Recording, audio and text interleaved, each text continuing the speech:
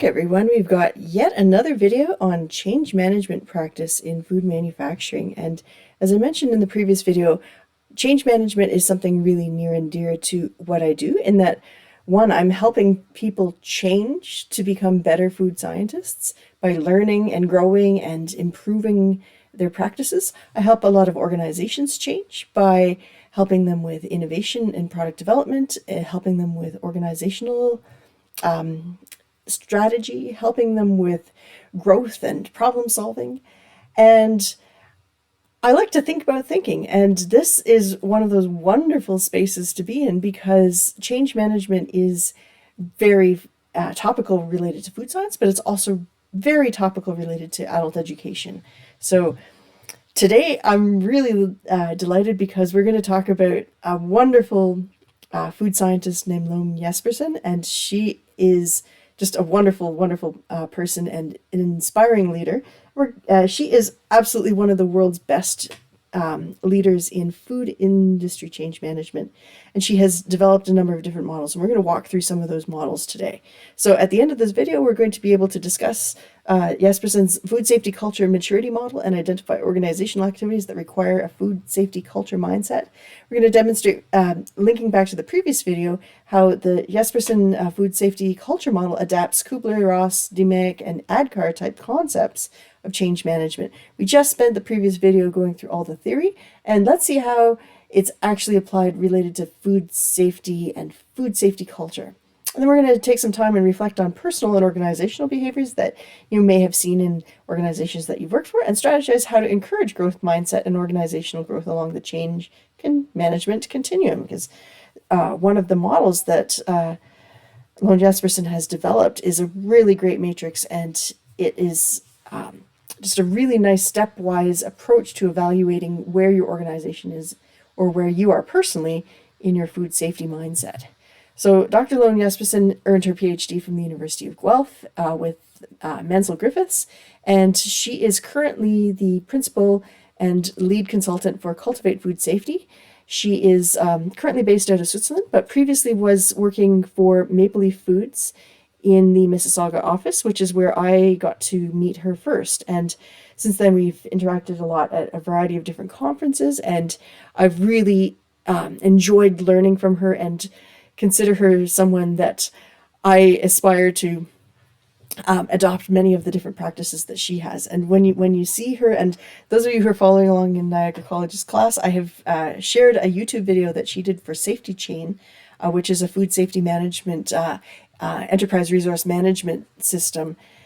I shared her video, and a lot of people say, well, you and Lone just sound the same. And I'm like, that is awesome, because I really look up to Lone as a very inspirational leader who has so many of the different attributes of what I'd like to do in my own career. So one of the models that she has developed is this wheel of different elements that are necessary for successful change within food safety culture. And so first off, obviously food safety culture is all about hazard and risk awareness, but within there are different competencies developed based off of the roles that different people play. So you might not need a different competency for a line worker in terms of what hazards and risk awareness they need, as compared to a food safety manager, as compared to the owner of a company. Within that, is there a near miss system? When we talk about near miss system, is there a way that people can talk about when they're seeing problems that didn't quite turn into recalls, or didn't turn into CARs, corrective action requests, they didn't turn into actual incidents, but what sort of learning could be derived from that, and what sort of cultural practices in there to make sure that people can walk in and clearly state, here's a problem, and rather than being punished, work towards a team-based problem-solving approach. What sort of employee engagement and verifications are in place? This is all about the hazard part, and that's what we normally think about. But organizationally, what's the vision and mission? And honestly, as I mentioned before, I do a lot of work in supporting small business develop their food safety programming. One of the most important aspects of this is having a clear mission and vision statement about what food safety is going to mean for this company. and making sure that food safety is absolutely foremost within the business strategy.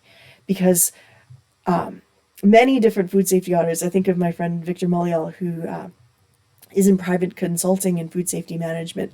And he says the number one incident related to food safety is lack of commitment by senior management to either commit to a cultural attitude that food safety is primary within the organization, but also to free up resources, whether those are human resources or financial resources, or ensure that equipment and physical plant is sufficient to meet the goals that are necessary. So having that sort of business structure from the top down is important, but a top-down vision isn't the only thing. You need to go also to the people and have a bottom-up approach to food safety culture. And so ensuring that everyone's involved through making sure that there's behavior change models in place, that there are cross-functional teams with all sorts of different people within the organization participating, that there's going to be really good learning organization and incentivization for people to want to achieve more and achieve better things within the company. Then there needs to be some sort of adaptability. So a change model, Kubler-Ross specifically, is such that all organizations have the opportunity to improve. And it's important to have some sense of change management strategy, some sort of crisis management strategy, and a problem-solving strategy in place to make sure that the organization can change and be flexible and adaptable and have innovation as part of its food safety strategy.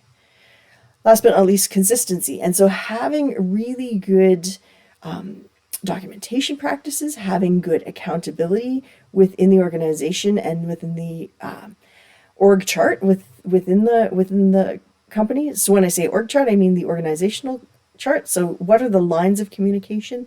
What are the practices that are used? What are the sorts of consequences that are in place if mistakes are made?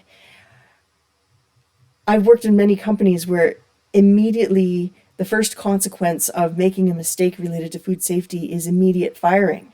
And unless it's gross negligence, I think in many cases, immediate firing is not the best strategy. Instead, finding ways of providing correction, but even more importantly, building in robust structures so that employees are accountable to one another for food safety and are double checking and providing guidance and almost poke-yoke style double checking to prevent mistakes from happening in the first place. This is a wheel-based structure that is available, and I'm just going to jump right out because I want to show you her webpage. That's not her webpage. This is her webpage, cultivatefoodsafety.com, and it is not the maturity chart. It is the solutions wheel. And she has been so generous to share these tools and resources freely on her website. And I highly encourage you to go and look up the resources that she has provided and continue your learning through the resources that she's offered available to you. Let me jump back to my PowerPoint. I always joke that we're friends by now. If you've watched enough of my videos, you know I'm not going to go and edit out these screen changes. This is her matrix for change. And as I mentioned before, we talked about the Kubler-Ross cycle, that Kubler-Ross initially designed this cycle. Kubler-Ross was a psychologist who focused on studying grief. And the grief cycle that she developed was later adopted by organizations to understand problem-solving attitudes within the organization. So first off, you are at doubt, then you're reactionary, then you know, then you can predict, and then you can internalize and grow with the different attitudes that are out there. And then there are some key values that are in organizations that support food safety as a change management strategy. So within the values of the organization, within integrity, do employees trust that management and leadership is going to focus on food safety without pressure? Are managers going to do the right thing, but only if they're pressured and forced into making change, like a recall or some sort of consumer complaint or another incident within the facility? Moving into the 3 zone, now you know that you can trust your team is going to do what they need to do and have a protectionary approach to the business.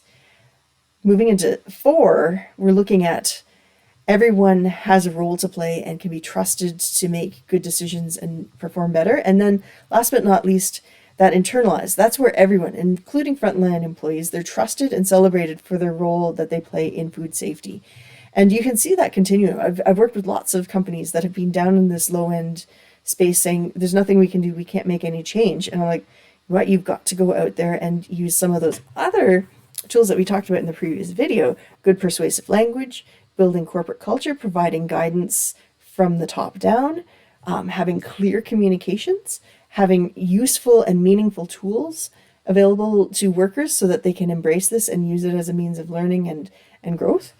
All of these are really important to think about. Being responsible. So who's responsible for food safety? In this spectrum, nobody knows who's responsible. There are clear descriptions about what people need to do.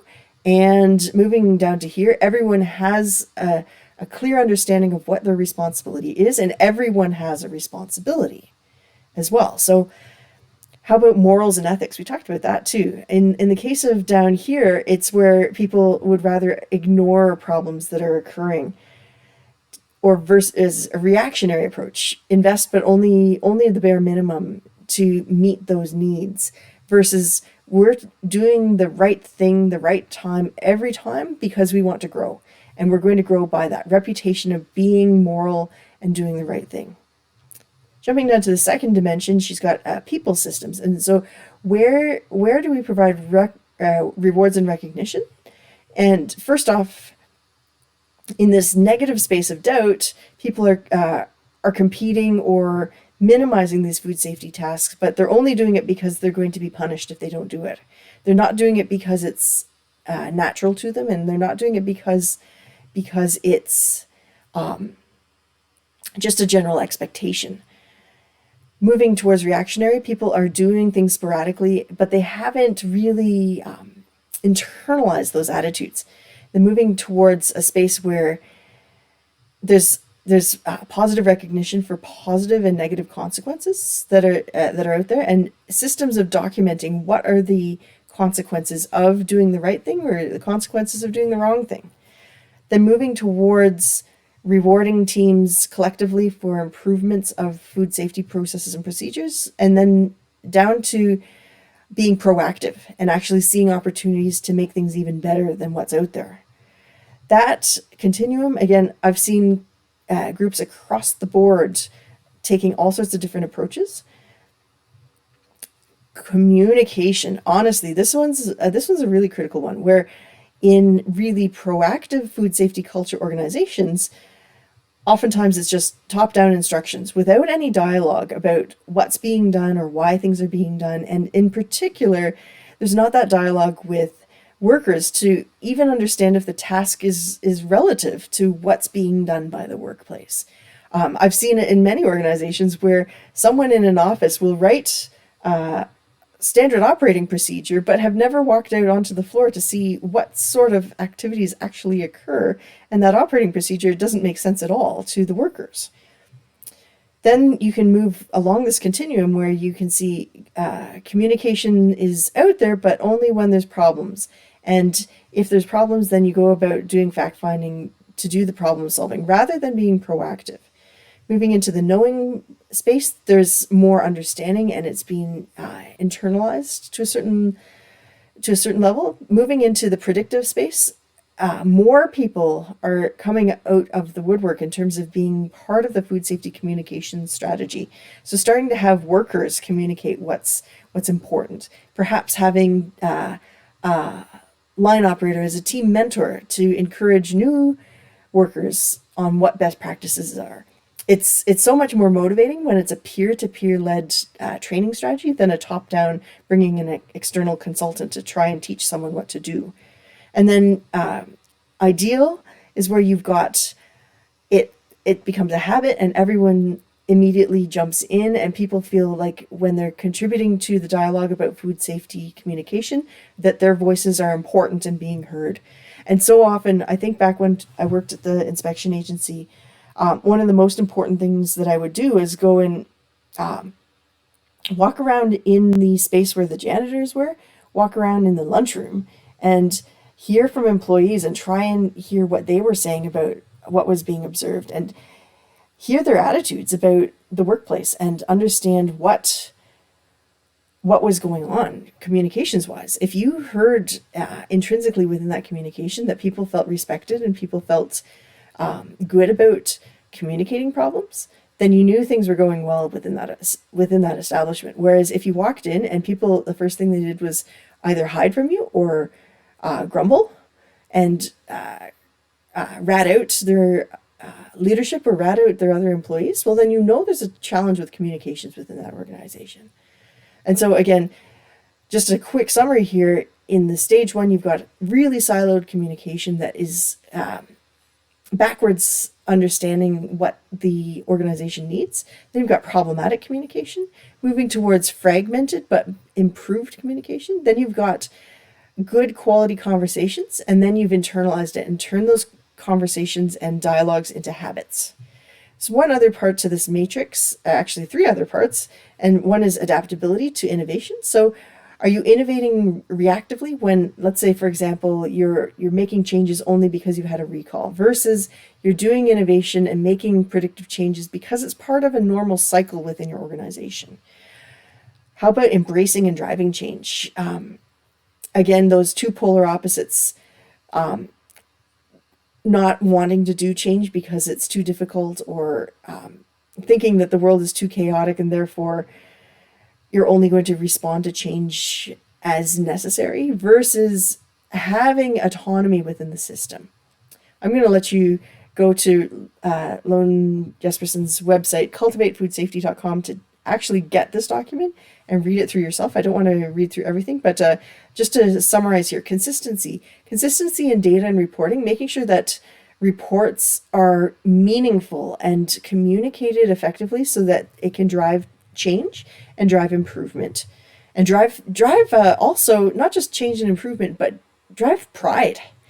Honestly, in many cases, especially related to food safety, if an organization is using data and reporting and a means to say, look at how well we are doing in terms of maintaining food safety, and how pride is also important, and to celebrate when you're doing things well. Using technology, innovative food safety organizations often use technology well, and they use it strategically. You don't just go and throw ERP systems into the workplace just because they're there. You go about and use technology appropriately. I've seen well-run small businesses use tools like Quicken and Google G Suite as effective technology to communicate what's going on within a small business setting. Some ERPs are very expensive, but knowing how to use technology appropriately so that you can quickly turn that around and use that data to make change fast and make change effectively, that's so important. Quality in all that we do. Well, this is one where you can see Lone's background is also in Six Sigma, and so as such, she is a big follower of using those PDSA cycles. Obviously, PDSA goes so far, but you need to internalize that aspect of PDSA as a daily routine activity, and use